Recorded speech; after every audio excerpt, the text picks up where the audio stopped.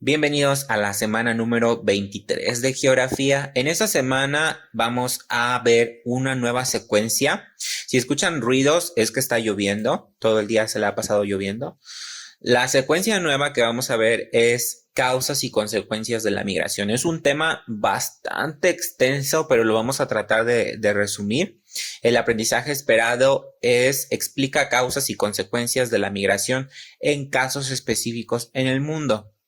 Los temas que vamos a ver son migración en el mundo, causas de la migración a nivel mundial y consecuencias de la migración a nivel mundial.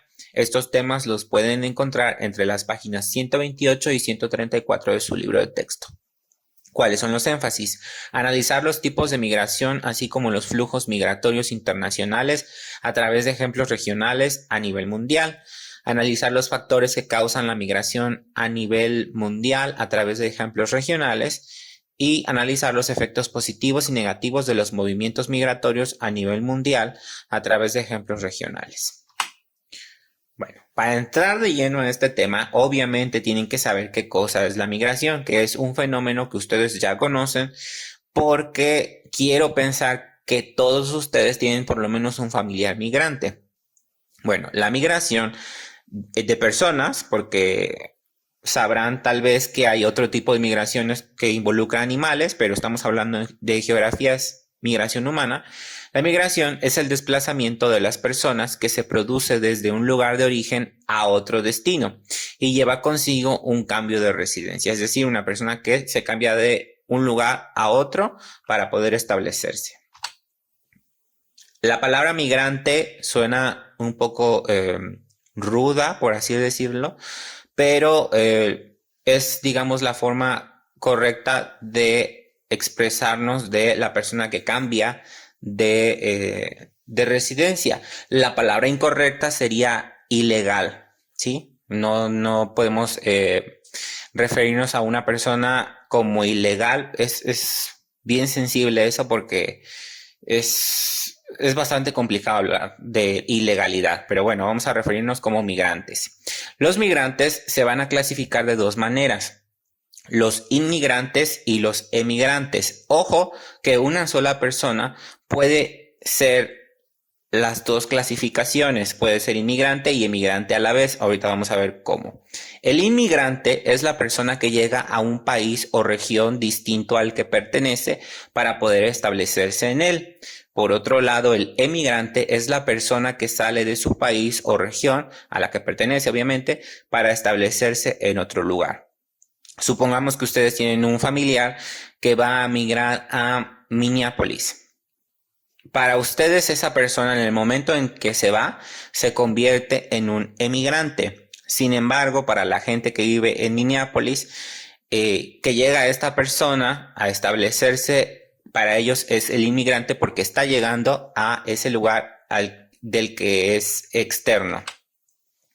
Por tipos de migración, vamos a clasificarlo de dos maneras, la migración.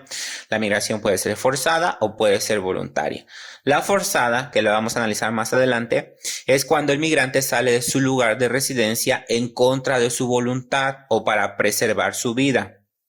La voluntaria, que es la que se espera que la mayoría realice, es cuando el migrante sale de su lugar de residencia por decisión propia. Es decir, yo quiero ir, yo voy a ir, yo necesito ir por esto y esto. Los tipos de desplazamiento, esto también es muy sencillo. Si se dan cuenta, son cosas que a lo mejor no sabían los nombres exactos, pero es muy fácil de asimilar. El tipo de desplazamiento puede ser interno o puede ser externo. Interno es dentro de un país de manera nacional y es cuando el destino del migrante es dentro del mismo país. Por otro lado, la internacional o externa es cuando el destino del migrante es fuera de su país. Si ustedes nacieron en otro estado, por ejemplo, y su familia tuvo que trasladarse a las comunidades de Misantla, son considerados migrantes nacionales o migrantes nacionales porque hicieron su movimiento de estado a estado. Probablemente algunos de ustedes hayan nacido, por ejemplo, en Estados Unidos, porque hay algunos casos así. Ustedes serían migrantes internacionales porque se trasladaron probablemente cuando eran muy pequeños, desde Estados Unidos u otro país hacia México. Por la duración también lo podemos clasificar de 3 maneras.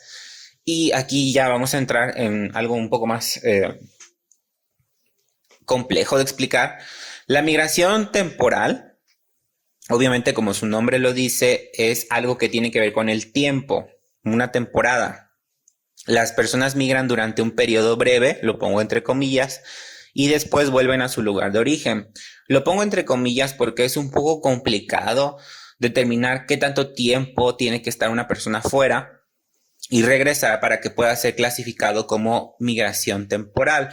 Pero si tuviéramos que poner algún ejemplo, pudiera ser esa gente que se va a trabajar temporadas a Canadá o a Estados Unidos, digamos, por medio de un contrato, y regresan. Es decir, es seguro que regresen porque tienen un contrato estipulado en donde tienen que trabajar cierto tiempo, después regresan. Eso es una migración temporal. La migración permanente, digamos que es la más sensible, la que es un poco triste, porque es cuando las personas cambian su residencia definitivamente, es decir, se van y ya no regresan. Y eso puede ser incluso porque fallecieron, ¿eh? Las personas que se fueron a Estados Unidos, por ejemplo, y que nunca regresaron, no supieron más de ellos o simplemente sí supieron de ellos, pero no tienen intenciones de regresar. Y por último tenemos la migración pendular, que aunque les parezca chistoso el nombre, tiene o hace alusión al péndulo de los relojes, que a lo mejor ustedes ubican esos relojes muy antiguos que tenían un péndulo que se movía de un lado a otro para marcar la hora. Implica a las personas que se desplazan diariamente desde su residencia a un lugar de trabajo o un lugar de estudio. Cuando sus excompañeros o cuando sus compañeros que ahorita están en segundo año viajaban a la escuela y se trasladaban en el autobús escolar donde los pasaba a buscar a sus comunidades, llegaba a la comunidad, estudiaban, el mismo camión los regresaba a su comunidad. Ellos eran considerados o son considerados como migrantes pendulares porque van y vienen. No habitan por ejemplo, en Arroyo Hondo, que es la comunidad sede de la secundaria, sino que simplemente llegan con fines de estudio y se van. Las causas. Esto sí es bastante extenso, como les dije, pero lo vamos a resumir para no hacer tan pesado el video. Su libro maneja 4 causas generales: políticas, económicas, sociales y ambientales. Y cada persona puede tener su propia causa que determine que quiera migrar. Por ejemplo, en las causas políticas se puede interpretar como que los gobiernos de algunos lugares van a perseguir a personas que piensen y digan cosas contrarias a lo que el partido o al gobierno en turno esté tratando de imponer. Por lo tanto, estas personas que se sienten como perseguidas piden lo que se llama un asilo político en otro país. Es decir, piden ayuda para que los puedan proteger y puedan vivir en otro país, porque si se quedan en su propio país, pues los pueden matar. En este ejemplo les pongo la fotografía de un expresidente de un país sudamericano que la gente ya no lo quería, se sintió amenazado y tuvo que huir, pidió asilo político en México. Una causa económica, esta es la que es de la mayor parte de las personas, donde la población tiene que abandonar su lugar de origen en busca de mejores oportunidades laborales y económicas. Generalmente podemos pensar que todos migran porque quieren obtener más dinero, y esto no es verdad. Sí hay mucha gente que lo hace por esta razón, pero no todo es así. Una causa social, este es un poquito más extenso. La población se mueve por motivos de estudio o familiares y están relacionados muchos temas muy sensibles como la discriminación, pertenecer a un grupo étnico distinto, la religión, una orientación sexual y entre muchos otros factores que tengan que ver con la sociedad. Entonces, hay gente que se siente perseguida por ejemplo, su religión, y el grupo religioso mayoritario va e incendia la casa de esa persona porque piensan que los quieren evangelizar o quieren cambiarlos de religión y entonces tienen que huir. A lo mejor no huyen a otro país, en algunos casos sí, ¿eh? A lo mejor no huyen a otro país la mayor parte de ellos, pero sí tienen que migrar para preservar su vida. Una causa ambiental, esto es un poco más catastrófico, tiene que ver con algún desastre que se presente en la zona de residencia de estas personas, como un terremoto, una sequía, una inundación, entre muchos otros desastres que ustedes ya vieron en secuencias anteriores. En la foto vemos lo que causó el tsunami en Sumatra antes de que ustedes nacieran, en el 2004, si no me equivoco. Y pues así quedó. Entonces la gente se quedaba como, bueno, ya no tenemos casa, ya no tenemos de qué vivir aquí, vamos a tener que movernos a otro lugar. Mucha gente lo hizo y mucha gente tuvo que empezar desde cero en ese lugar. Ahora, también lo podemos clasificar como tipo de país. Puede ser un país expulsor o un país receptor, igual que cuando en español les enseñan que hay un receptor y un emisor. Bueno, aquí tenemos un país expulsor, también puede ser una ciudad expulsora y otra que reciba. La ciudad expulsora o el país expulsor es de donde sale la población y el país receptor o la ciudad receptora es a donde llega la población. En este caso, México podríamos considerarlo como país expulsor porque es de donde salen muchos migrantes y Estados Unidos sería el país receptor porque es a donde llegan muchos migrantes, no solo de México, sino de otras nacionalidades. Los flujos migratorios. Los flujos migratorios es la tendencia a migrar hacia espacios específicos. En otras palabras, es hacia donde la gente se va a desplazar. Para que se les haga más sencillo entender, vamos a suponer que van caminando en el campo y tienen que llegar de su casa a la tienda, pero ya alguien hizo un camino que va desde su casa a la tienda y va en línea recta.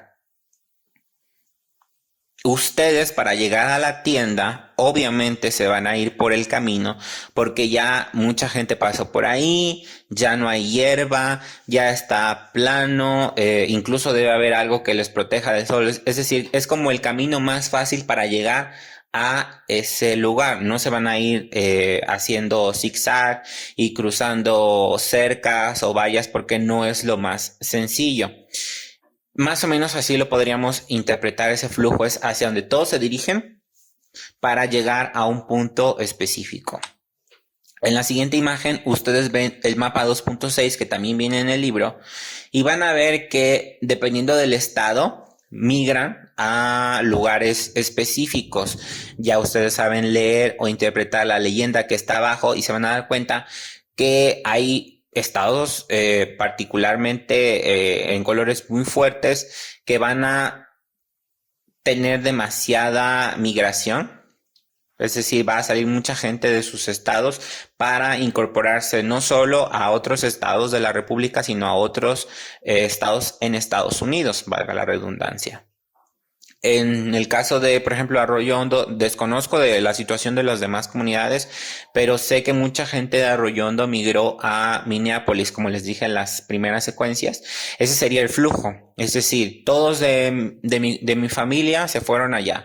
Todos de mi comunidad se fueron allá. ¿Qué caso tiene que yo migre a otro estado donde no conozco a nadie? Pongamos el ejemplo de Arizona. No conozco a nadie, no tengo familia, no tengo apoyo ahí. Mejor voy a migrar a un estado o a una ciudad donde sé que hay gente que me conoce, donde está mi barrio, donde está mi familia, para tener ese tipo de lazos de unión y yo me sienta protegido y a lo mejor y sea mucho más fácil conseguir empleo y a lo mejor y sea más fácil poder vivir en ese lugar. Y es así como hacen la mayor parte de las personas, por medio de flujos migratorios.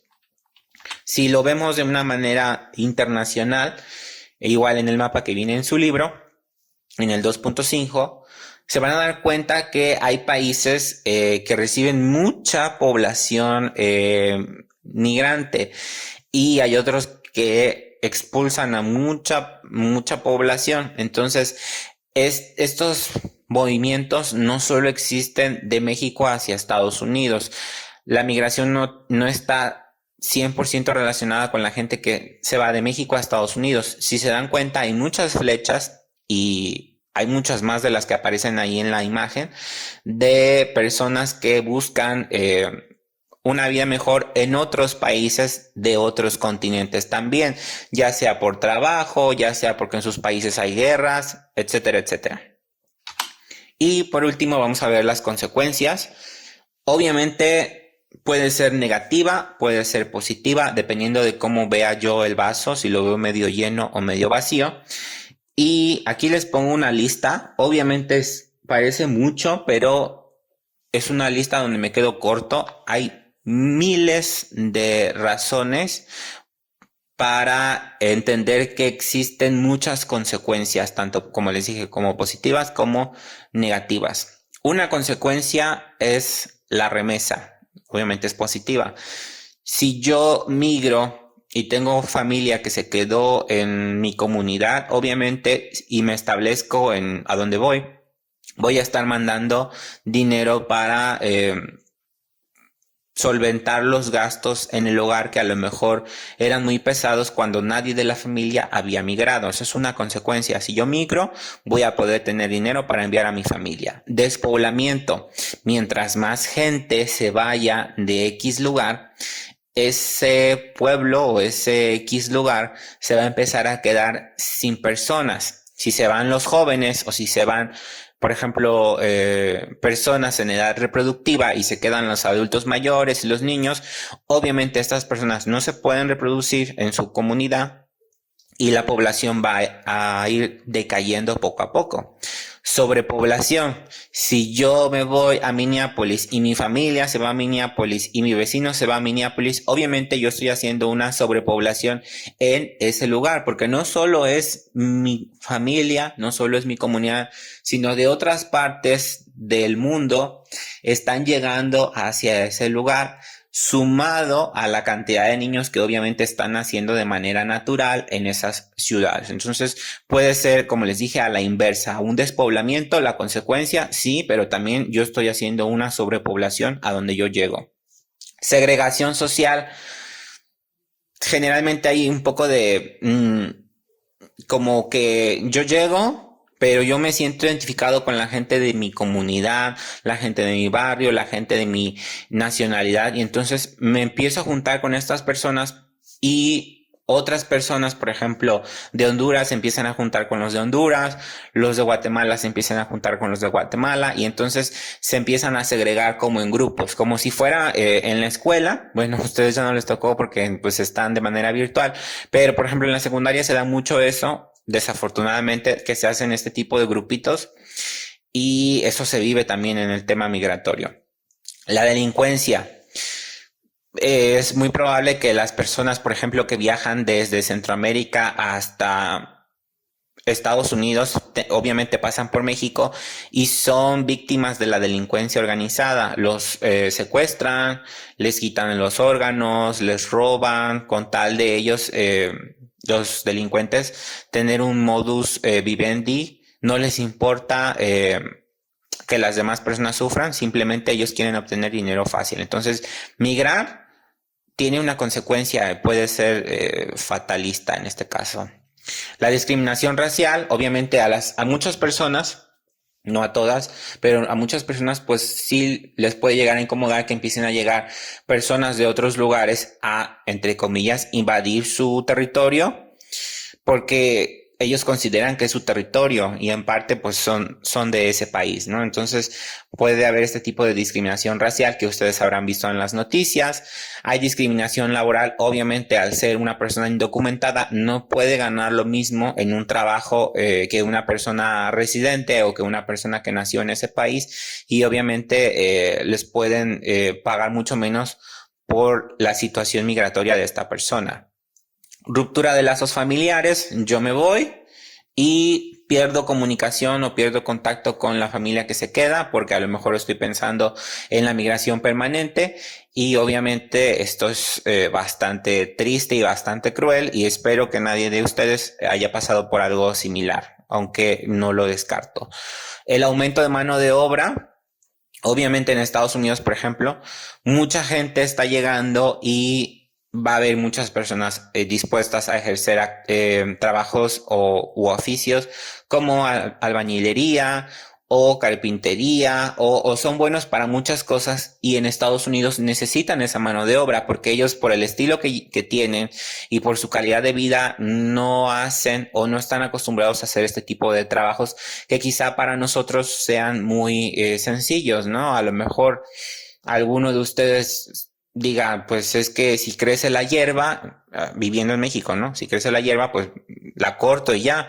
Y en Estados Unidos o en otros países de primer mundo está creciendo la hierba. Hay que conseguir a un jardinero, por ejemplo, ¿no? Entonces, sí aumenta la mano de obra. Y la mano de obra barata, obviamente, porque no va a cobrar lo mismo una persona que no tiene papeles a una persona que sí tiene papeles. Y por otro lado, también está esa disminución de mano de obra. Yo me voy, se va fulano, se va sutano, se va perengano, y la comunidad de donde estamos saliendo se está quedando sin personas, y sin personas que tengan capacidad de trabajar y de hacer oficios o labores en esa comunidad. Pérdida del lenguaje nativo. Llegan a Estados Unidos, por ejemplo. Ya vamos a estar hablando de Estados Unidos. Llegan a Estados Unidos y empiezan a perder el español porque conviven con personas que están hablando inglés. Y si no lo pierden al 100%, pueden adoptar partes del lenguaje, y entonces existe esta mezcolanza o esta mezcla de idiomas, y cuando regresan ya no entienden lo que dicen porque están mezclando palabras en inglés, palabras en español. También una consecuencia pueden ser los vicios. Llegan a Estados Unidos y se dan cuenta que es muy fácil perder dinero en el casino, aunque ellos no lo ven así. Es muy fácil hacer algunas actividades que no están acostumbradas en su comunidad, y entonces esto los puede llevar incluso a algún tipo de trastorno de conducta, los lleva a la locura porque ya no saben en qué gastar, porque a lo mejor antes ganaban 200 o 150 pesos diarios en un trabajo muy pesado, y ahora están ganando 1,000 pesos diarios, por poner un ejemplo, y no saben qué hacer con el excedente y empiezan a gastarlo o malgastarlo.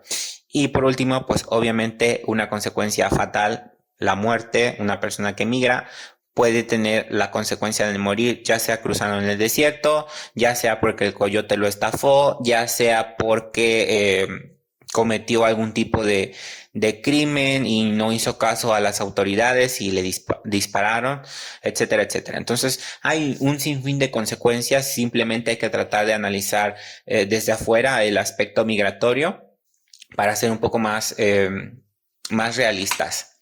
Ahora sí, la actividad. Ya este tema estuvo muy largo.